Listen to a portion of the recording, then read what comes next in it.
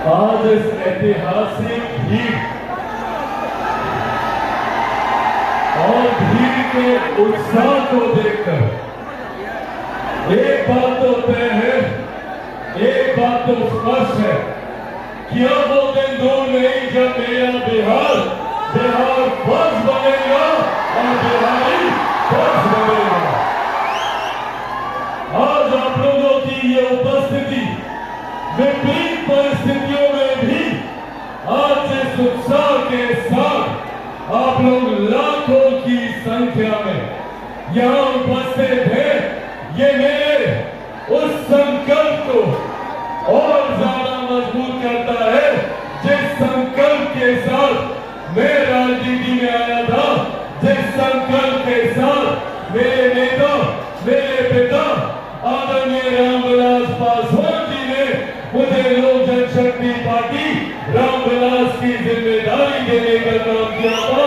और वो संकल्प है मेरे बिहार को एक विकसित राज्य बनाना, देश में सर्वोच्च राज्य की श्रेणी में लेके जाना। साथियों, आज जब यहाँ आप लोगों के बीच मौजूद हूं, आप लोगों से चंद महत्वपूर्ण बातें, महत्वपूर्ण जानकारी साझा करना चाहता हूं। आप सब जानते हैं कि ये मेरे प्रदेश के लिए, मेरे बिहार के लिए एक महत्वपूर्ण साल है। इस साल बिहार में विधानसभा के चुनाव होने वाले हैं और ये विधानसभा के चुनाव निर्धारित करेंगे हम लोगों के आने वाले 5 साल का भविष्य। और ये 5 साल हर व्यक्ति के जीवन में महत्वपूर्ण होते हैं। लोकसभा चुनाव के दौरान हम लोगों ने देखा कि किस तरीके से विपक्ष के नेता, विपक्षी दल झूठी बातें फैलाकर हम लोगों को भ्रमित करने का प्रयास करते हैं। और पूरा ये षड्यंत्र आने वाले महीनों में रचा जाएगा। चुनाव समीप आते आते तक भ्रमित बातें कही जाएंगी, झूठी बातों को बार बार दोहराया जाएगा ताकि हम लोग उसे सच मानने लग जाए। लोकसभा के वक्त भी इसी तरीके का भ्रम फैलाया गया था। आज जब हम लोग इस बहुजन भी संगम में हम लोग मौजूद हैं, तो आज मैं मेरे नेता के नेता जिन्होंने देश का मार्गदर्शन करने का काम किया, जिन्होंने देश को संविधान देकर एक व्यवस्थित व्यवस्था के साथ देश कैसे सुचारू रूप से आगे चले इसकी व्यवस्था करने का कार्य किया। आज मैं भारत रत्न डॉक्टर बाबा साहेब भीमराव अम्बेडकर जी के चरणों में नमन कर उनका आशीर्वाद लेकर कुछ बातें आप लोगों के समक्ष रखना चाहता हूँ। साथियों, लोकसभा चुनाव के दौरान निरंतरता में ये भ्रम फैलाया गया कि अगर तीसरी बार मोदी सरकार आ गई, अगर एक बार फिर देश में एनडीए की सरकार आ गई तो लोकतंत्र समाप्त कर दिया जाएगा, संविधान की हत्या कर दी जाएगी, आरक्षण समाप्त कर दिया जाएगा। निरंतरता में इस भ्रम को फैलाया जाने का कार्य किया गया। आज एक बार फिर पुनः संविधान को लेकर भ्रमित करने का कार्य किया जा रहा है।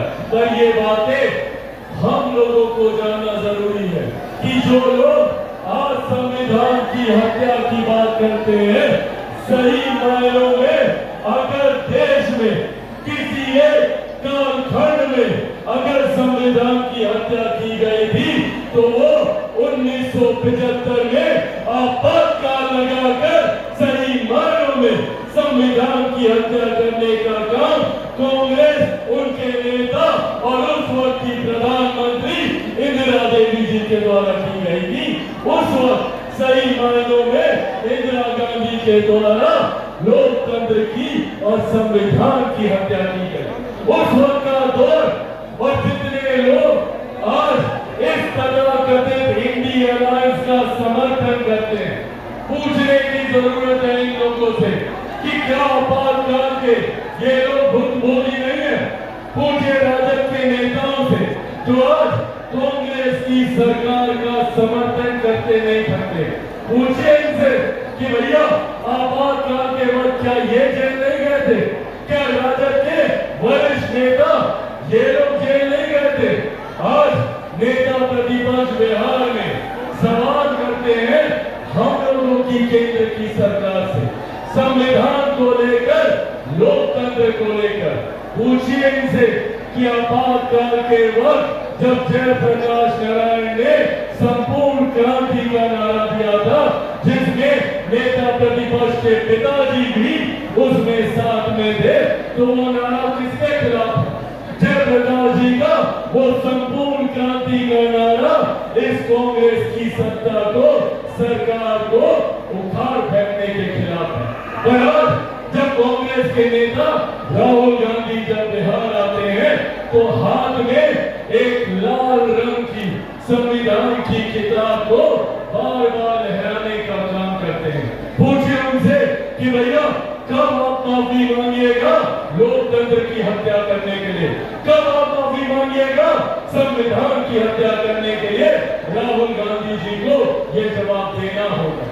समय समय पर जिन नेताओं से जो भूल हुई उन्होंने अपनी भूल के लिए माफी मांगने का काम किया। पर आपातकाल के दौरान किस तरीके से नेताओं से लेकर आम जनता तक को प्रताड़ित करने का काम किया, इसके लिए कांग्रेस और कांग्रेस के नेता कब माफी मांगेंगे? ये जवाब आज राहुल गांधी जी को देने की जरूरत है, जब वो हाथ में संविधान की किताब लहराने का काम करते हैं। उसी संविधान को पूरी तरीके से बदलने का काम आपातकाल के दौरान किया गया। आज जो लोग कहते हैं कि एनडीए की सरकार संविधान को बदलना चाहती है, उस वक्त संविधान के मूल स्वरूप तक को बदलने का काम अगर किसी ने किया तो वो कांग्रेस की सरकार थी। ये हकीकत कांग्रेस की और उनके नेताओं की घर घर तक पहुंचनी जरूरी है।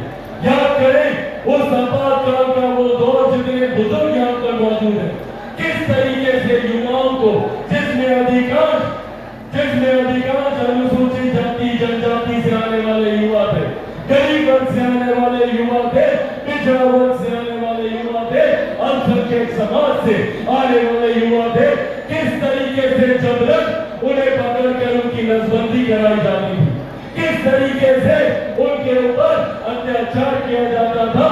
ये था वो आपातकाल का काला दौर, जिसकी यातनाएं आज हर उस नेता ने झेली है जो इस विपक्षी गठबंधन का समर्थन करने का काम करता है।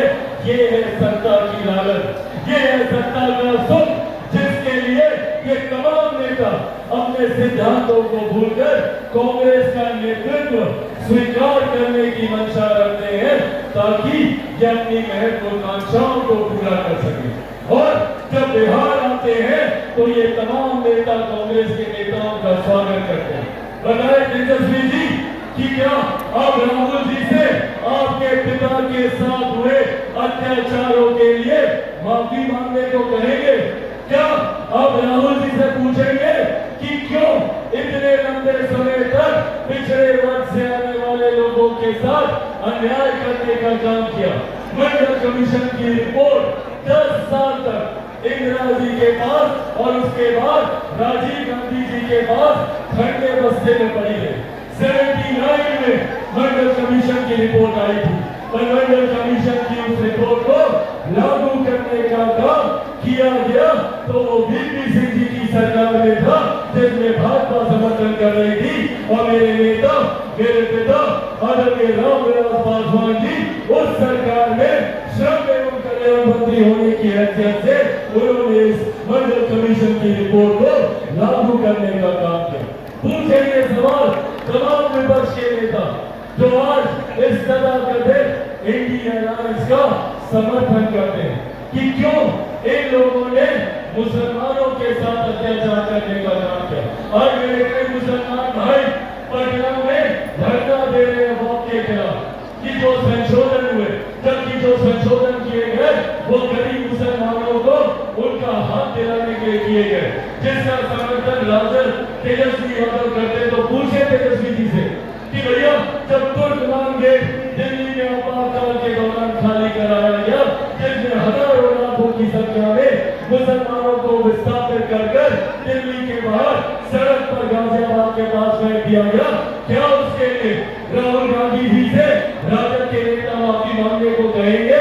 साथियों, हकीकत ये जितने डर हैं ये सिर्फ और सिर्फ सत्ता की लालच में एक दूसरे के साथ, इन लोगों को सिर्फ सत्ता हासिल कर अपने घर परिवार को चमकाना है।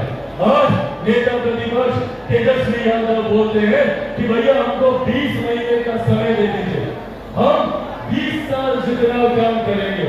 भैया अगर आपको 20 महीने का समय दे दिया तो क्या उन 20 महीनों में आप उन गरीबों की जमीन भी वापस लौटाएंगे जो नौकरी के बदले आपने लेने का काम किया?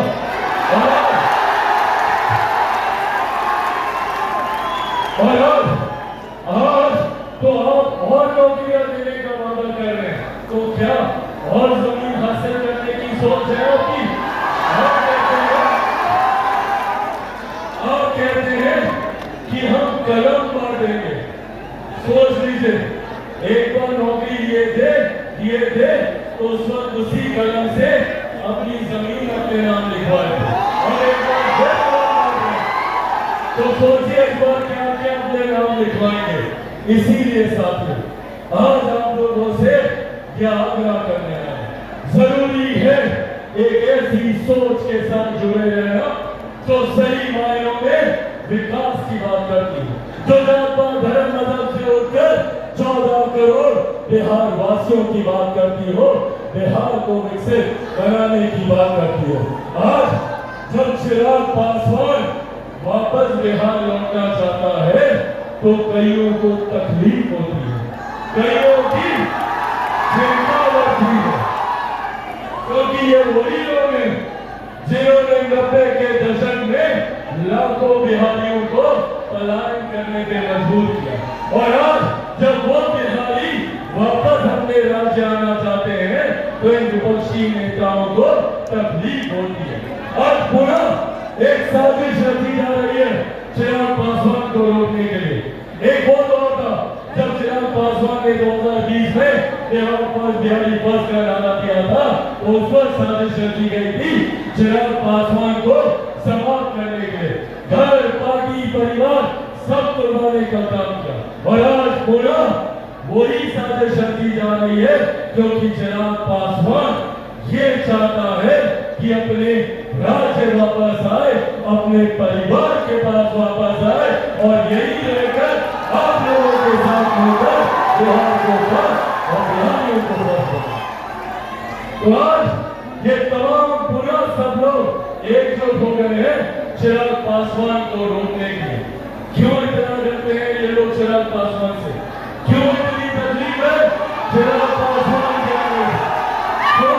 क्योंकि चिराग पासवान बिहारियों की बात करता है, महिलाओं की बात करता है, बुजुर्गों की बात करता है, युवाओं की बात करता है, किसानों की बात करता है, मजदूरों की बात करता है, 14 करोड़ बिहारियों की बात करता है। इसीलिए लोग कहते हैं चिराग पासवान क्या है। साथियों, आज आप लोगों के बीच पुनः अपने उस संकल्प को दोहराना चाहता हूं। मेरी खून का एक एक कतरा सिर्फ और सिर्फ आप लोगों के लिए है। मेरे बिहार, आज मैं अपने नेता, अपने पिता आदरणीय रामविलास पासवान जी के उस संकल्प को पूरा करने निकला जो सपना उन्होंने बिहार के लिए देखा था। आज जितने लोग हैं जो मेरे नेता के आदर्शों को ठुकराने का काम करते हैं, मेरे नेता के आदर्श, मेरे नेता के विचार डॉक्टर बाबा साहेब भीमराव अम्बेडकर के विचार थे, जिन्होंने समाज में समानता का भाव लाने का काम किया, जात पात धर्म मजहब से उठकर एक विकसित समाज के निर्माण की सोच रखी। आज वो लोग बाबा साहेब का नाम तो लेते हैं पर कभी उनको सम्मान देने का काम नहीं किया। आज पूछिए राजद से, यही कांग्रेस की सरकार थी ना जो लंबे समय तक केंद्र में सत्ता में थी। आज मैं तीसरी बार का सांसद हूं, कल्पना करना भी असंभव है कि जिस संसद में मैं जाता हूँ, जिस संसद को संविधान के आधार पर चलाया जाता है, वहां पर डॉक्टर बाबा साहेब भीमराव अम्बेडकर की एक तस्वीर तक 79 से पहले उनकी एक तस्वीर तक भारत की संसद में नहीं, जबकि कांग्रेस और इनके नेता में भी एक ही परिवार के 3-3 सदस्यों की तस्वीर भारत की संसद में होती थी। उस वक्त पहली बार अगर बाबा साहेब का तेल चित्र भारत की संसद में लगाने का काम अगर किसी ने किया तो वो मेरे नेता आदरणीय रामविलास पासवान जी ने आज हम लोग घर से बोलते हैं भारत रत्न डॉक्टर बाबा साहेब भीमराव अम्बेडकर, उनको भारत रत्न की उपाधि देने का काम मेरे नेता आदरणीय रामविलास पासवान जी ने किया। उनके जन्म दिवस पर छुट्टी की घोषणा करने का काम मेरे नेता आदरणीय रामविलास पासवान जी ने किया। साथियों, जो लोग हम लोगों को जात पात धर्म मजहब के नाम पर भिड़ा अपनी राजनीतिक रोटियां सेकने का काम करते हैं और जो ये भ्रम फैलाने का काम करते हैं कि भैया एनडीए की सरकार आरक्षण खत्म कर देगी, संविधान खत्म कर देगी, लोकतंत्र खत्म कर देगी, तो आज आप लोगों के सामने मैं आदरणीय रामविलास पासवान जी का बेटा चिराग पासवान ये कसम खाकर आप लोगों से वादा करता हूँ कि जब तक चिराग पासवान जिंदा है, न आरक्षण को कोई खतरा है, न संविधान को कोई खतरा है।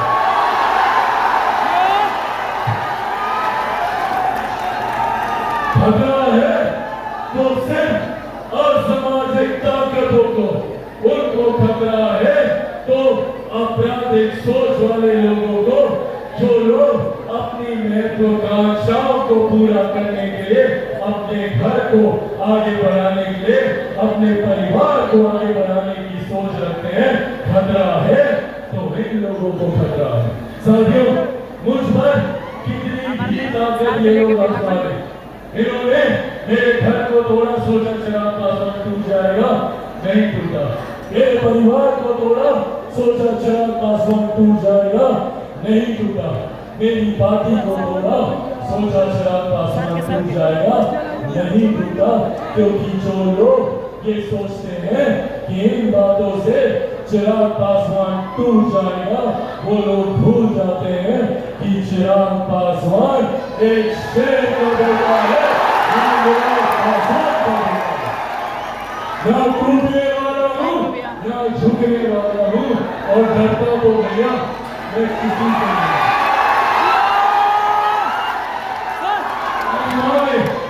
आजमाने जितनी ताकत आजमानी है, मैं भी सीना तान के आपके सामने खड़ा की सांस नहीं होगा। साथियों, बिहार बहुत बिहारी बस की सोच के साथ देखा हूं। मैं चाहता हूं कि मेरे बिहारी युवाओं को अपने ही राज्य, और राज्य में क्यों अपने ही जिले, और जिले में क्यों अपने ही प्रखंड में उनको रोजगार के अवसर मिले, अपने ही पंचायत में उनको रोजगार के अवसर, और मेरे किसी बच्चे को बिहार से बाहर पढ़ने के लिए न जाना पड़े, इस सोच के साथ बिहार बहुत बिहारी बहुत काम करता है। और किसी को भी इलाज के लिए दिल्ली बंबई न जाना पड़े, इस सोच के साथ बिहार बहुत बिहारी बहुत कार्य करने की सोच रखता है। और इसी सोच से विपक्ष के नेता डरते हैं और पूछते हैं कि क्या चिराग पासवान चुनाव लड़ेंगे बिहार से।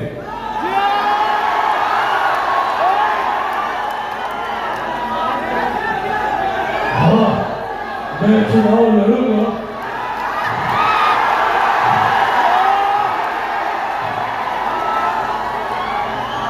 मैं चुनाव लड़ूंगा, पर मैं बिहार से चुनाव नहीं लड़ूंगा, मैं बिहार के लिए चुनाव लड़ूंगा,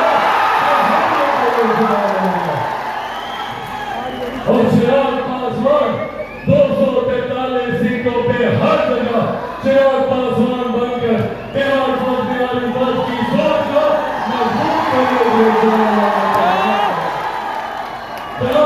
गठबंधन के साथ चिराग पासवान उस गठबंधन के साथी में भी खुद को चिराग पासवान बनाकर वहां से चुनाव लड़ेगा, ताकि आने वाले दिनों में हम लोग सही मायनों में बिहार को बस और बिहारियों को साथियों, आज पूरा इस बहुजन भी समाज से यहाँ पे हुए इस समागम से आप सबको ये विश्वास दिलाना चाहता हूँ कि विपक्ष और विपक्ष के नेता और विपक्षी दल कितनी भी ताकत लगा लें, पर वो मुझे मेरे इस लक्ष्य से, मेरे इस संकल्प से तब तक नहीं हटा सकते जब तक चिराग पासवान के साथ आप लोग मजबूती दीजिएगा मेरा साथ। बिहार पर बिहारी पर को घर घर पहुंचाइएगा, पक्का वादा है। उसके लिए आप सबको चिराग पासवान बनना होगा। बनेंगे चिराग पासवान, बनेंगे चिराग पासवान। ऐसे नहीं, दोनों हाथ उठाकर बताइए, बनेंगे चिराग पासवान, बनेंगे चिराग पासवान, बनेंगे चिराग पासवान। सबको बस अपना साथ दीजिए, बदले में विकसित बिहार मैं आपको बना कर दूंगा, ये वादा आप लोगों से करके जाता हूं।